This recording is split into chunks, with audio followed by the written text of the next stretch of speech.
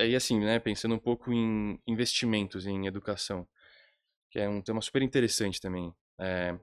O Brasil em 2024 gastou mais, né, o investimento público em educação foi de mais de 400 bilhões de reais, 490 para ser mais exato. É muito dinheiro.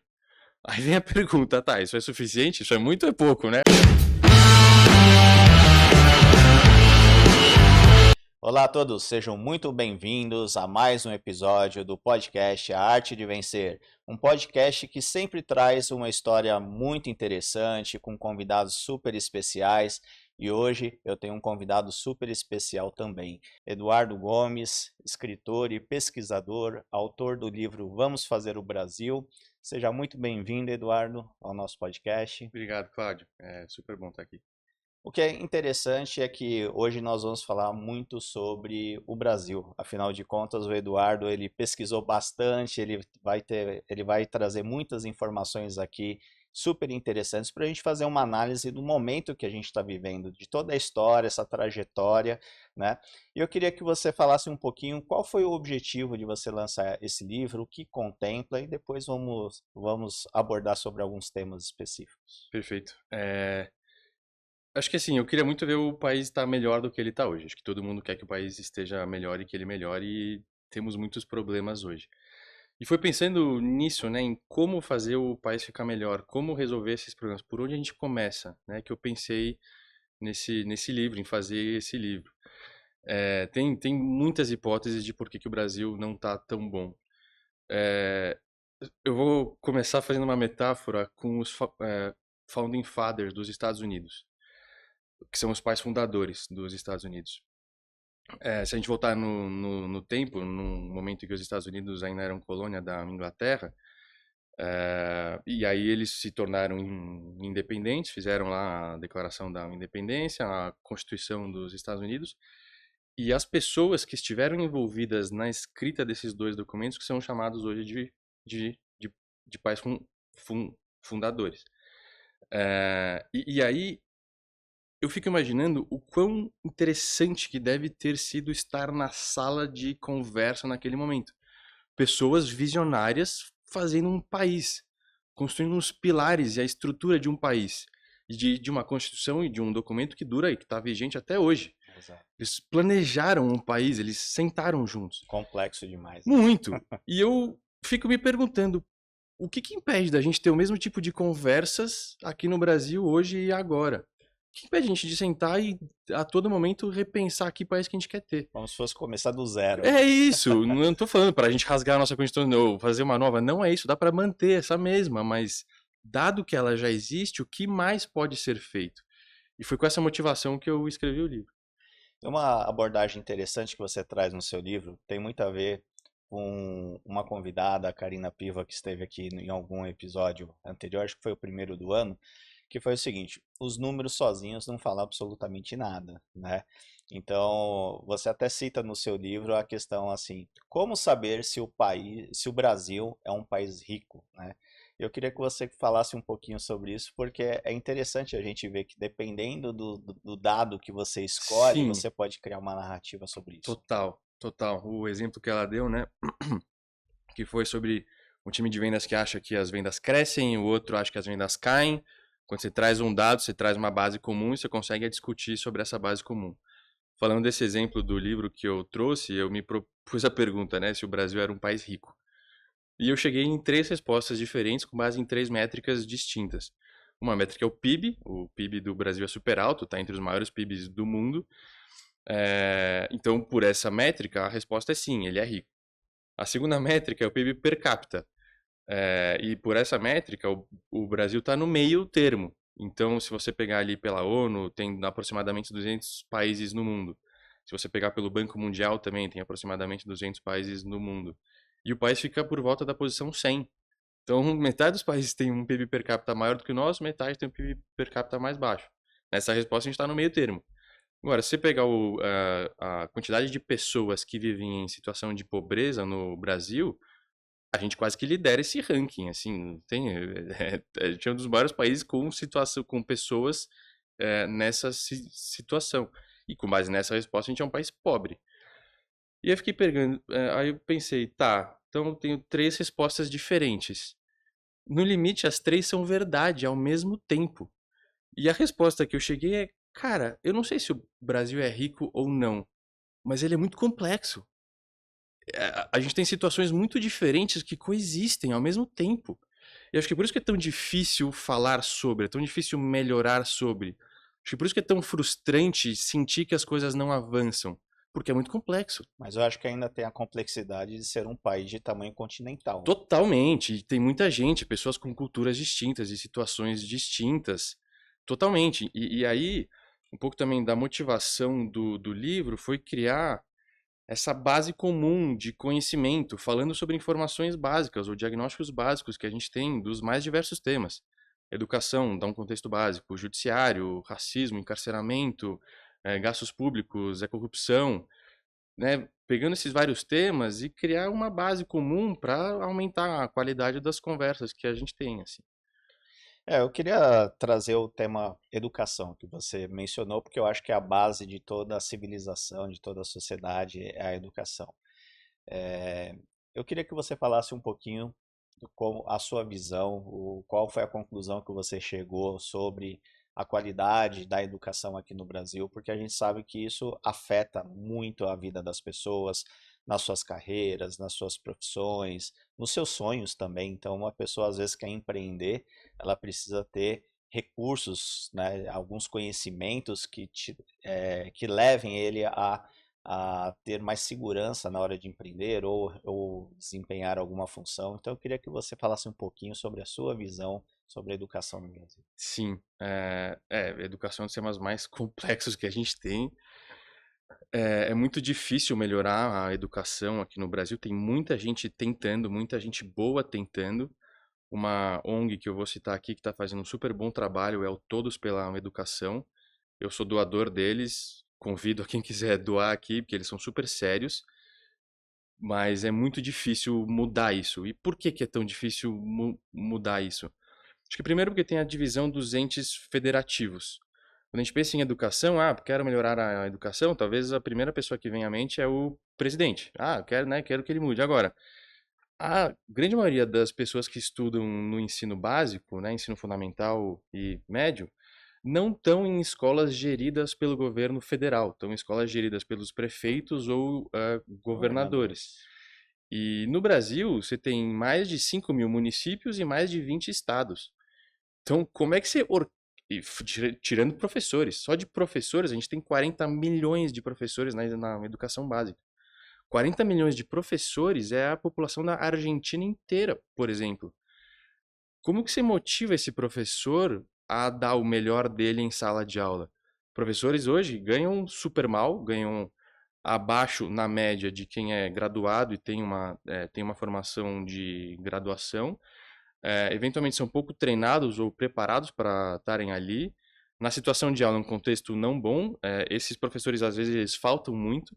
Quando eles faltam muito, eles impactam os alunos que estão ali, que já sentem que o ensino não é forte, já não tem tanta esperança de um futuro, porque não vão receber um ensino tão forte assim. Para os alunos, acho que o maior crime que a gente pode fazer com eles é tirar deles a capacidade de sonhar, de ter expectativa. Esses alunos às vezes olham para o lado e o coleguinha não está indo para a escola para fazer algum bico em algum lugar e ganhar mais dinheiro rápido e está melhor de vida. Então, para os alunos é frustrante. Para os pais, ainda que os pais incentivem os alunos a irem para a escola, quando os alunos chegam no ensino médio, que eventualmente já dá para ajudar financeiramente em casa de algum jeito, os pais de famílias vulneráveis falam: Ó, filho, se você quiser me ajudar financeiramente, eu não vou achar mal. Se você quiser começar a trabalhar mais cedo e sair da escola, eu não vou achar ruim. Até porque tem a frustração, às vezes, de já ter tentado, né, o caminho do estudo E não deu e não deu certo. certo. E aí é no ensino médio, que é um dos maiores índices de evasão escolar. É nesses anos que o aluno simplesmente deixa de ir para a escola. Então, professores, eventualmente, pelo contexto, e não é culpa dos professores, é do Brasil inteiro, assim, não dão o seu melhor ali. Alunos não estão mais motivados ali, os pais também não têm muito para incentivar os alunos. Nas poucas vezes em que isso acontece, né, que professores vão para a aula, que alunos querem aprender, que os pais incentivam, chega no vestibular e o aluno está muito menos preparado do que outros alunos. Então, o próprio vestibular já é um critério que não ajuda muito a Exato. mudar essa realidade ali. É, aí, assim, né, pensando um pouco em investimentos em educação, que é um tema super interessante também. É, o Brasil, em 2024, gastou mais, né, o investimento público em educação foi de mais de 400 bilhões de reais. 490, para ser mais exato. É muito dinheiro. Aí vem a pergunta, tá, isso é suficiente? Isso é muito ou é pouco, né? Só por esse dinheiro, por essa quantia, não dá para saber. Então eu comparei, peguei os gastos de investimento público como percentual do PIB, que o Brasil tem, essa é uma métrica, e os gastos e o investimento público per capita, que é outra métrica. Quando você compara com a OCDE, que é uma organização de 40 países ao redor do mundo, e aí você consegue ter uma métrica, esse gasto percentual em relação ao PIB, ele fica parelho, flat. Um pouco abaixo, um pouco acima, dependendo do ano, mas não é aí que está um grande problema. Quando você olha para o gasto per capita, a gente é a metade do médio de gastos da OCDE, a gente poderia dobrar o nosso gasto em educação. Então, se a pergunta é, a gente gasta de acordo com com o que a gente gera de riqueza em um ano? Sim, a gente não está muito desalinhado nisso. Agora, se a pergunta é, o que a gente gasta é o suficiente para ter uma super educação boa? Putz, não, Uhum. eventualmente não. Mais dinheiro seria bem-vindo? Sim, mais dinheiro seria bem-vindo. Agora, a outra pergunta também que dá para fazer é, com o dinheiro que tem, o que que dá para fazer melhor? Porque, Melhorar a eficiência, né? exato, tem muita oportunidade de fazer mais com o pouco que tem, eventualmente. E, ainda se a estratégia que o Brasil escolher for colocar mais dinheiro na educação, uma outra pergunta super relevante é da onde que esse dinheiro vai vir? Qual é a fonte que vai... Da onde que eu tiro o dinheiro? Então, tem muitas perguntas muito difíceis associadas à educação, e é por isso que é tão difícil a gente melhorar. Mas esse comparativo que você faz com outros países, estamos falando de políticas públicas. Mas se a gente entrar na esfera pública e na esfera privada, você tem esse comparativo também para ver se existe uma equivalência de investimento por aluno, alguma coisa É, nesse sentido? na esfera privada, como são os próprios alunos que pagam pelo seu ensino, A depende da característica muda, capacidade né? financeira que os pais querem dar e, né?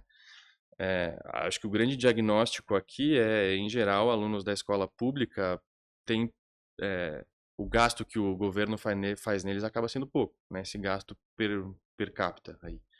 É, esse é um diagnóstico fato. Agora, por ser tão difícil você dobrar esse investimento, que já é enorme, acho que faz sentido a gente, como país, gastar um tempo pensando o que, que dá para ser feito com o mesmo dinheiro de investimento público que já tem hoje. Assim.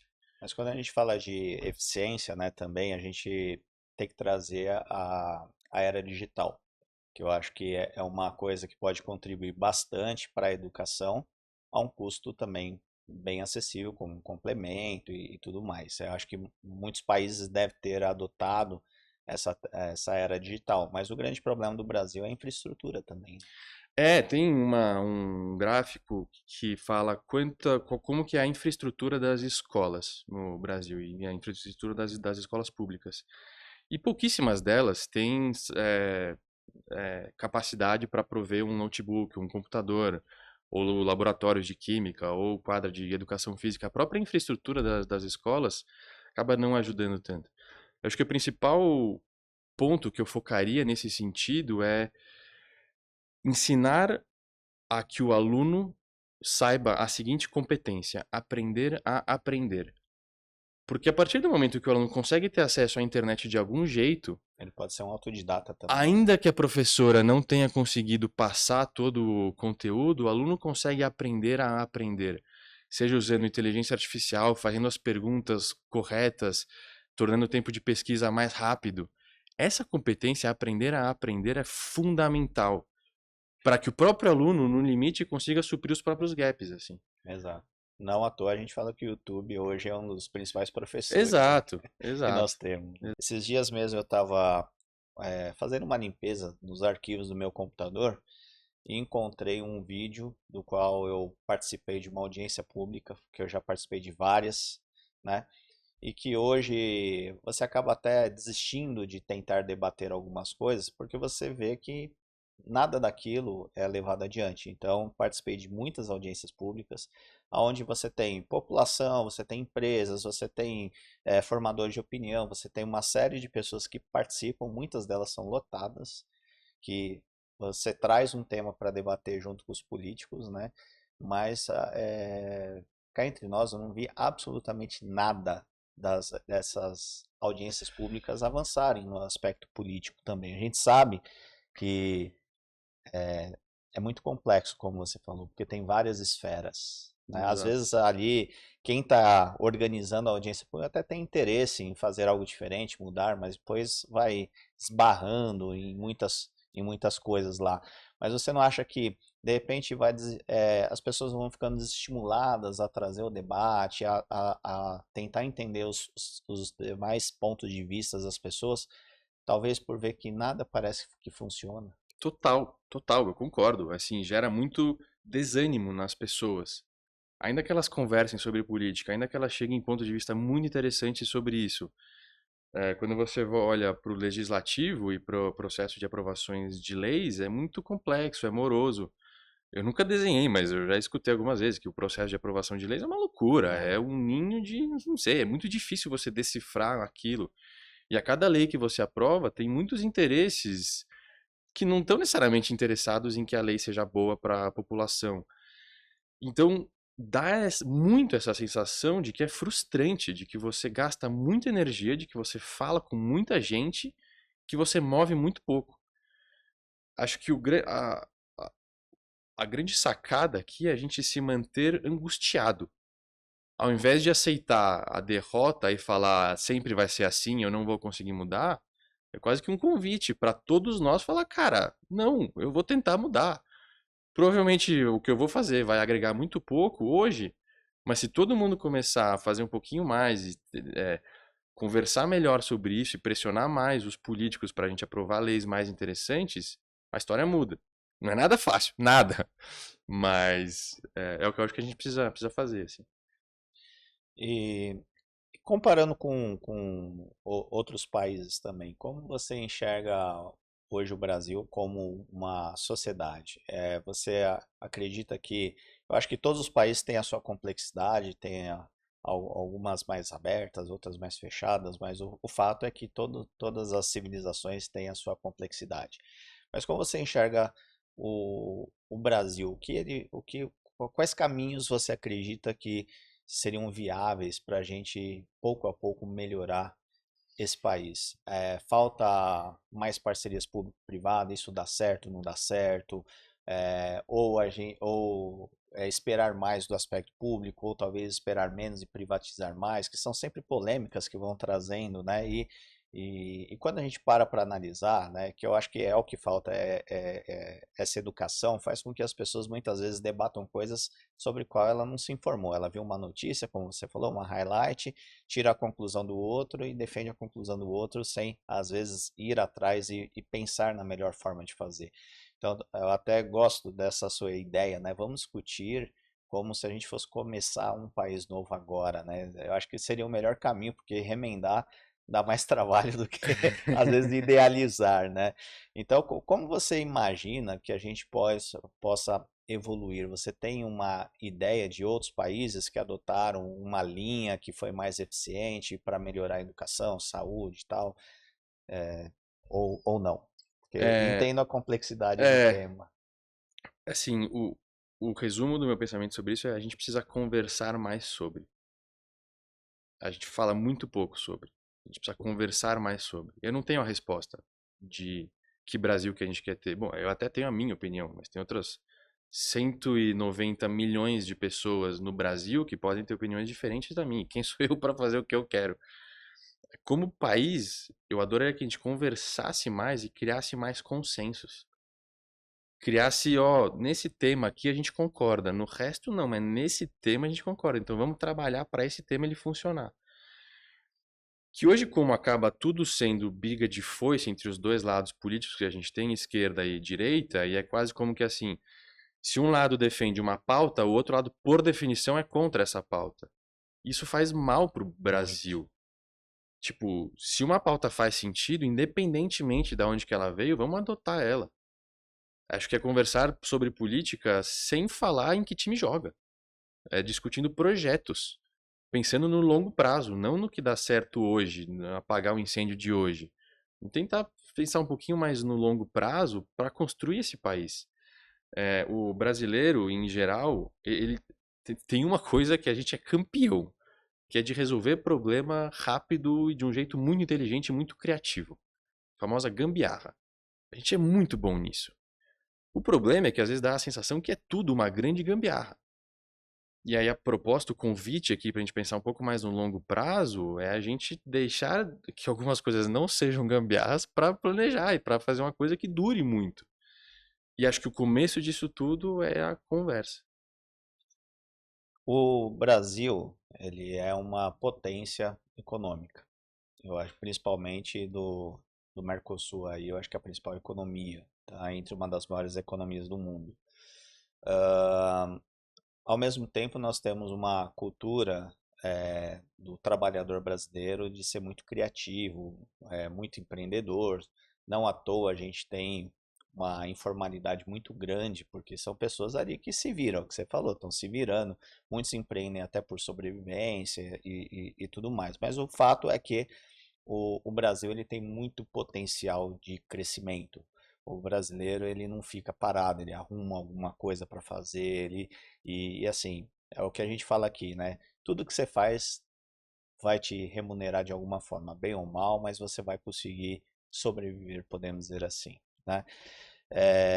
Agora, por que que o Brasil tem toda essa característica? É uma potência econômica, tem um povo trabalhador, que um povo até produtivo comparado a outros países, por mais que a gente ache que não, mas o brasileiro ele tem uma produtividade relativamente alta em relação aos países, e porque a gente ainda sofre, né, com as nossas indústrias em produzir coisas, a gente importa muito, a gente não tem a nossa marca de carro, de computador, enfim, a gente tem muito potencial de crescimento. O que falta para o Brasil virar essa potência?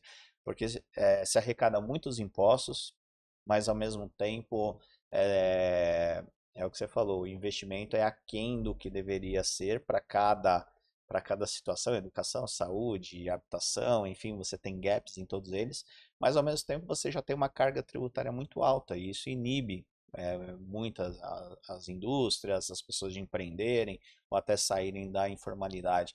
Então, como você vê que como você enxerga que a gente pode equacionar isso para aproveitar o melhor do que nós temos, mas também é, para que a gente se torne uma potência, porque acredito que o Brasil teria todas as condições de ser um país de primeiro mundo, né? O que que você acha que está faltando? Sim. Acho que são basicamente três coisas que acho que a gente poderia trabalhar para ter mais. Uma delas é melhorar a educação em si, ter, né, mais cabeças pensantes e mais cabeças mais produtivas e que pensem o nosso país. A segunda coisa é um tema de corrupção, que a gente, putz, por mais correto que sejam feitas as coisas, às vezes vem um fiscal e dá uma multa sem nenhum motivo, então, que para as indústrias não é nada bom, assim. E em várias esferas, a gente viu escândalos aí, né, e todo dia surge. A gente quase que nem se surpreende mais quando surge algum escândalo de corrupção. Acho que essa é uma segunda coisa.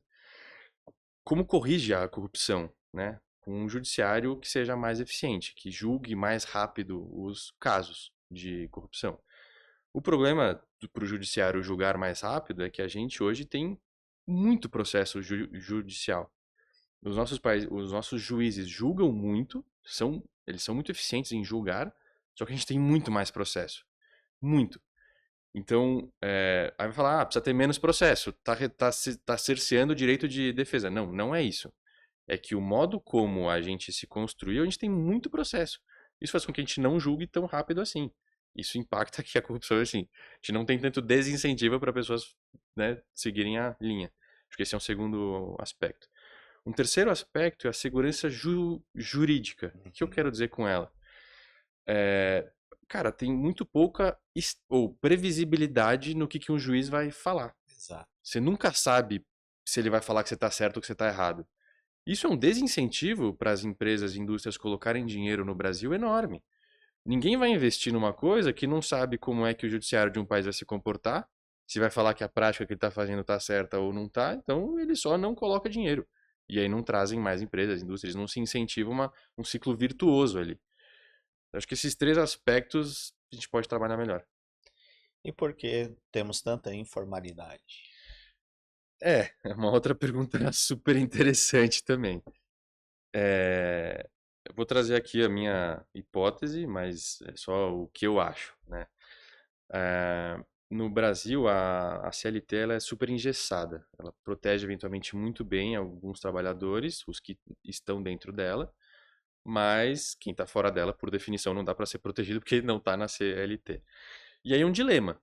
Você quer proteger muito bem quem está na CLT, ao troco de ter poucas pessoas dentro da CLT, ou você quer ter mais pessoas dentro de uma regra de trabalho com talvez uma camada de proteção mais baixa? Quer, né, dar muito benefício para poucas pessoas ou menos benefício para muitas pessoas? Com base nessa decisão que o governo traz, as empresas tomam a sua decisão de se contratam mais ou menos e como é que contratam, né? Então, acho que o que a gente vê da grande informalidade no país hoje é a consequência da decisão de como que a gente quer ter a CLT e como que as empresas respondem a isso. Acho que se baseia nisso. Aí vem a outra pergunta, né? Se é bom ou ruim ter tanta informalidade? Já tem os ônus e bônus como tudo na vida. Exato. O trabalhador tem mais, o que é informal, né? Tem mais flexibilidade para trabalhar a hora que ele quiser e como ele quiser. E a parte ruim é que ele não tem tanta estabilidade que a CLT ela propõe. São só jeitos diferentes, não tem certo, não tem errado. E de novo, o meu convite aqui é para que a gente converse sobre. Putz, queremos ter menos informalidade. Vamos trabalhar para isso.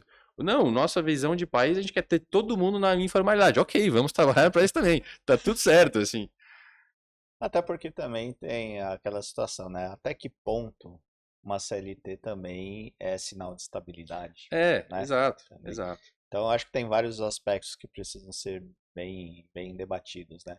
Agora, a gente sabe também que quando envolve política, tudo são movimentos de xadrez, né? Então, assim, você movimenta uma coisa, às vezes você expõe outras coisas, né? Então, é, a gente está passando por uma fase agora que está se discutindo muito a jornada de trabalho, né? Então, por um lado, você favorece algumas situações ali que tem as suas formas de defender a mudança, mas também isso vai trazer impactos importantes também que você fala, será que vale a pena, né? Então, é o que eu falo dessas discussões. Mas o grande problema é que quando você mexe em alguma coisa, o impacto acaba sendo outro, né? Então, às vezes, uma mudança como essa faz com que aumente o desemprego, aumentando o desemprego já afeta a economia, já afeta a produção, já afeta Total. outras É coisas. um Então, total. eu acho que por isso que às vezes começar do zero é mais fácil, né? Porque às vezes você vai mexendo uma coisa, acaba impactando outras variáveis e você equalizar tudo isso, equilibrar tudo isso com tantos interesses, como você falou, são muitos municípios, muitos estados, você conseguir trazer isso para algo que tem uma coesão é muito difícil, né? E pensando nisso, há esperança? Não, sim, eu quero crer que tem esperanças. É por isso que eu escrevi o livro, inclusive. Acho que a gente perde quando a gente desiste. Então, cabe a nós continuar acreditando que a gente quer fazer um país melhor, assim, apesar de muitas coisas jogarem contra isso, né? Você deu um exemplo ali de que quando você mexe uma coisa, outras que você talvez não tenha previsto também mexem. Tem aquele exemplo, acho que do livro Free Economics, que fala que é, antes de ser obrigatório colocar o cinto de segurança, estavam tendo muitos acidentes, né? E aí estavam querendo evitar isso, e aí colocaram a regra do cinto de segurança e as pessoas começaram a andar mais rápido depois disso. Ou seja, causando ainda mais risco de acidentes fatais. Então você implementa uma medida visando a segurança e na prática as pessoas acabam sendo mais imprudentes andando mais rápido. Eu só trouxe esse ponto para reforçar de que de fato é muito complexo, mesmo uma medida bem intencionada pode gerar consequências que você não tinha previsto antes. Não é fácil mesmo. E o seu livro aborda mais que outros temas além da polarização, sobre educação? Que outros temas ali você... Assim, cada capítulo é um tema, né? E aí no final eu fecho propondo uma reflexão sobre pauta fria e pauta quente. Pauta quente e pauta fria é um termo do jornalismo, né? E que pauta quente fala sobre o que está dando polêmica naquela semana, né? E pauta fria é um tema que não está dando polêmica naquela semana. Em geral são estudos, né, com mais tempo, que você vai mais no detalhe. E a impressão que eu tenho é que em almoços e bares e happy hours a gente está sempre falando sobre pauta quente. Pega o tema da semana para trazer o assunto. Ah, você viu aquela notícia? O que você achou? Como é que foi? Se a gente escolhe os nossos temas pela pauta quente, e a pauta quente quem escolhe é a mídia, e a mídia escolhe com base no que está, né, acontecendo ali, significa, e o que está acontecendo ali pode ser um pouco de obra do acaso, alguma batida, alguma chuva, né? No limite, quem escolhe os temas que a gente está falando sobre é o acaso, que gera a pauta quente, que gera o que a gente fala. E aí um pouco da reflexão que eu trago é, vamos falar do que a gente quiser falar, de pauta fria, independentemente se estiver dando polêmica naquela semana ou não. Se para uma pessoa o tema mais caro e mais importante para ela for a pobreza, vamos falar disso. Se for a corrupção, vamos falar disso. Se for a educação, vamos falar disso. E com uma postura de não convencer o outro, mas de escutar o outro. Qual que é a sua opinião sobre pobreza? Qual que é a sua opinião sobre corrupção? Qual que é a sua opinião sobre gastos públicos? Mas não deixar tanto que a mídia e a polêmica da semana escolham como que a gente gasta o nosso tempo de conversa. Essa é uma das outras reflexões que eu trago ali. Isso também é legal que você trouxe, porque se as pessoas próximas ali, às vezes da própria família, conseguir ter um debate nesse nível, né, de vamos conversar, vamos discutir, mas sem querer vender a minha verdade, vamos debater e vamos juntos encontrar o que há de melhor, na minha opinião e na sua, e vamos tentar unir e idealizar algo melhor. Eu acho que esse exercício, se todas as pessoas fizerem, eu acho que muda inclusive a cabeça dos políticos. Ao Sim, ver que a sim, própria sociedade está sim, tendo maturidade para totalmente, fazer esse tipo de totalmente, discussão. totalmente. Então, eu acho que é legal também, início sempre de um ano novo, que a gente sempre tem esperança de ter um ano melhor, de novas perspectivas, né? É, tem até aquele pessoal que fala assim, esse ano não vou falar mal de ninguém, não vou brigar com ninguém, né? Sempre tem essas questões. Então, vamos começar dentro de casa, dentro da própria família, a trazer esse debate saudável. Eu acho que essa referência que você deu, assim, esquece o que existe, vamos idealizar juntos. Vamos pensar como Vamos seria cada conversar item sobre, aqui, vamos exato. conversar, porque se isso vai dar uma reação em cadeia, sem dúvida nenhuma. Quando a sociedade estiver tendo um debate maduro, eu tenho certeza que também a política começa a mudar. Totalmente.